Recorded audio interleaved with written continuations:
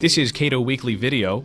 The surge in Iraq is doing little to create the environment needed for political reconciliation.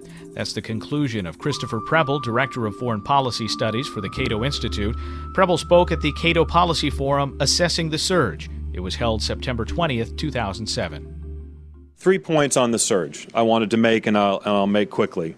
Number one, I think the effect on the ground is a mixed bag. I would note, following on Jim's comment, that when you introduce a certain number of troops into an environment, some measure of increased security is likely. I will note that David did not respond to Mark's point, one point that I was going to make, that a lot of the ethnic cleansing was essentially done. Okay, by the time the surge was put into effect. And I think we have to at least admit that, and even defenders of the surge like David Brooks, for example, have admitted as much. So this is not really a point of much contention. The point, however, on the security front is, and I think both Jim and Mark fixed on it quite well, is that the point of improved security in Iraq was to make space for political reconciliation, which absolutely has not happened. So, with all due respect to mitigating civilian casualties in particular, and hopefully reducing American military casualties, you can honestly say, so what? What next? And I want to pick up, related to that, on the whole political process and reconciliation. I want to pick up on a point that Ambassador Dobbins made. It is true that classic counterinsurgency doctrine elevates population security above all else, but it also does so on the premise that their government is doing it, not that a foreign government is doing it. And I think that, with all due respect, our experience in Vietnam is not a statement about our success or failure as counterinsurgents, but the complete illegitimacy of the government in Saigon. I think there are parallels, and there will be particularly interesting parallels if the Maliki government falls, and then it looks like October '63. Not a very pleasant memory. So I want to jump ahead then, and I'll say, kind of to reiterate, security situation, mixed bag, political reconciliation in Iraq, absolutely not. Here's the thing. The effect of the surge on the political process in the United States, a complete unmitigated success for the Bush administration. Now, I take no great pleasure in that, I hope you understand, but I'm just stating the obvious, okay? And I had written all this before the defeat of the Webb Amendment yesterday, okay? This is the narrative that we have before us. It could have been predicted, and in fact, I suspect it was predicted months ago. The narrative is that we have made progress.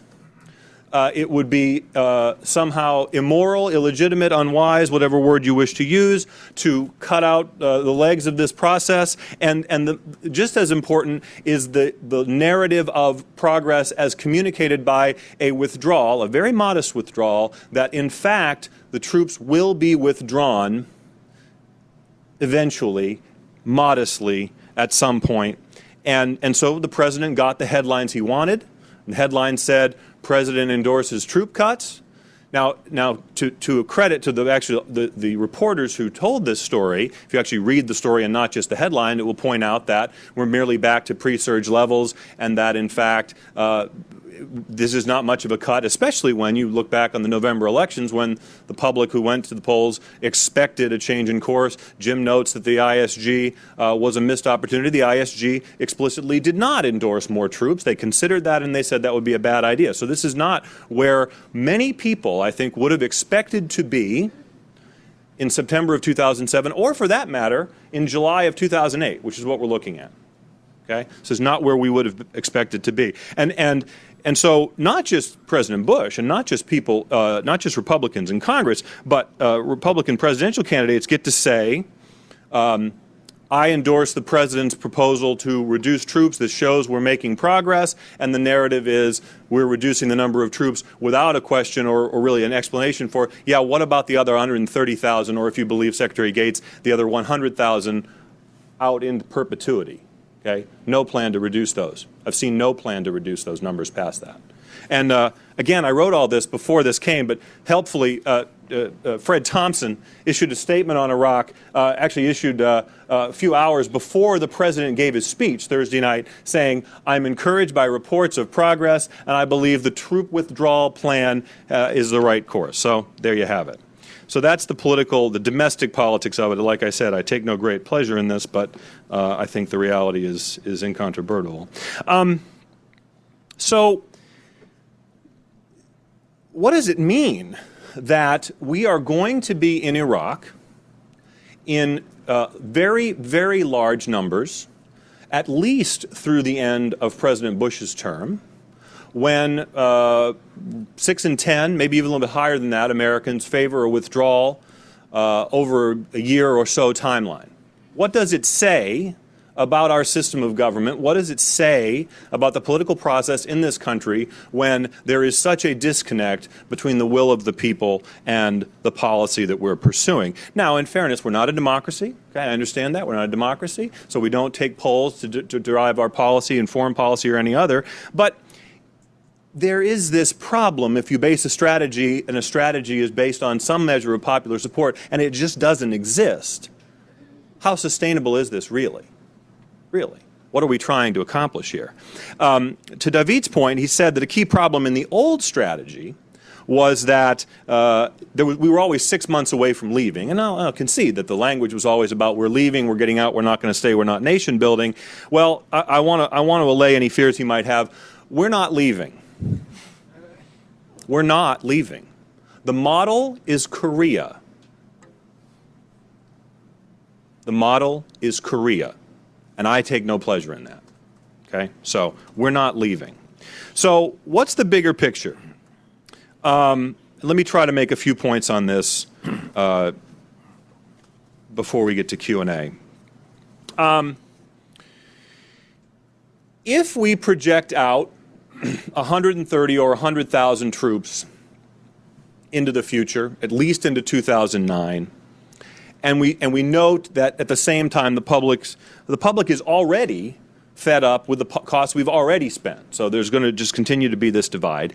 And it really does beg the question, going back to the pre-war period, would the public have supported this war if they had known at the outset that it would have tied up tens of thousands of troops for many years and cost hundreds of billions of dollars? Well, you know, I think the answer is quite obvious, but the administration's claims before the war suggest that the president and his advisors had doubts that they could go to the American public and honestly tell them what the costs of the war would likely to be. And you can't prove this definitively, and I'm not going to take this into a court of law, but there is mounting evidence that the administration and its supporters really did tip the scales in the run-up to the war, denigrating predictions that turned out accurate, that the post-war mission would be long and difficult, and disputing in particular that Iraq's religious and ethnic heterogeneity made it unsuitable for a swift transition to democracy. Let me give you a couple examples of that. Secretary Wolfowitz testified, the Pentagon's post-war requirements might be low because there's been none of the record in Iraq of ethnic militias fighting one another. He said this in February of 2003. Bill Kristol, of course, one of the leading advocates for war, Weekly Standard editor, he told Terry Gross on the program on NPR that there's, quote, there's been a certain amount of pop sociology in America that the Shia can't get along with the Sunni, and the Shia in Iraq just want to establish some kind of Islamic fundamentalist regime. There's almost no evidence of that at all, unquote. I always like to note that, appropriately enough, the segment aired on April Fool's Day, so that is appropriate. Richard Pearl, another leading advocate for war. It may not go as smoothly as we all hope it will, but I don't believe you'll get civil war. There are differences, to be sure, among these groups, but it's not like Bosnia. It's not as if they've been destroying each other for many years. They haven't, and I don't believe they will. So compare those pre-war statements to the statement, the one that has gotten a lot of play in the media, I think rightly so. General Petraeus did fix on the core issue why we are having such difficulty during his testimony. He said the fundamental source of the conflict in Iraq is competition among ethnic and sectarian committees for power and resources. This competition will take place. The question is whether it is resolved more or less violently. So I guess we can take some comfort in the fact that the policymakers appear to be bending to reality. Christopher Preble is Director of Foreign Policy Studies for the Cato Institute. A full version of this event is available at our website, cato.org.